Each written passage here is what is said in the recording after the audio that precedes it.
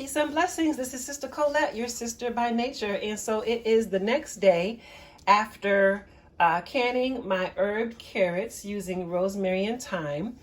They've sat overnight on the counter for a minimum of 18 hours. And these have actually been sitting out here for a full day. So it's now time for me to test the lids of my jars one by one to make sure that they successfully sealed.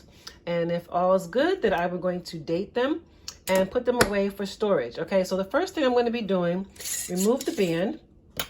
All right, then I'm going to be pressing in the center of the jar on the lid to see if there's any movement. And what I mean by that is, so for instance, here's a brand new jar, okay?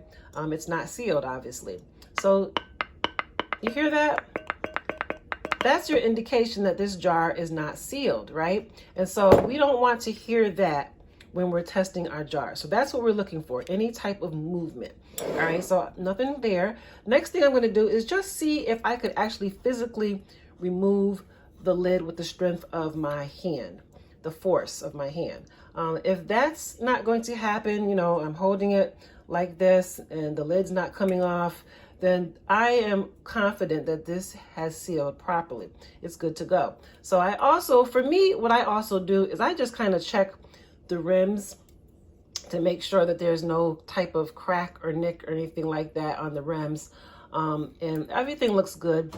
So I usually will wipe my jars up because sometimes there's been a little seepage and we don't want to attract anything, any type of pest or bugs or anything like that. They won't be able to get inside, but we just don't want to attract it into our home, okay?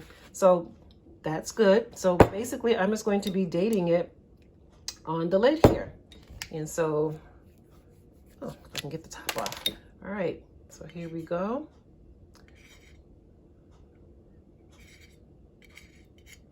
There we go. And I will do that for all of my jars. And after I've done that, then I'll put them somewhere, so like a basement, somewhere cool, dark, preferably, not too much light.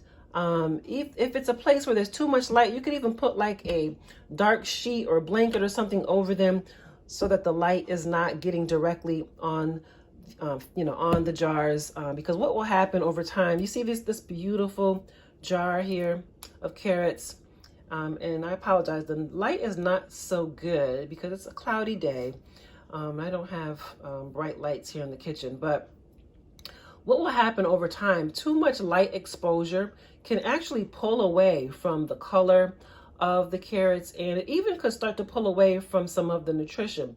The texture can start to break down, so we want it to stay in its best shape. So it's best to store this somewhere dark and at moderate cool temperature, nothing too hot. You definitely would never store this like in an attic. So a basement, a pantry, a closet, under your bed in your home, somewhere like that will be the best places to store your jars. All right, peace, y'all.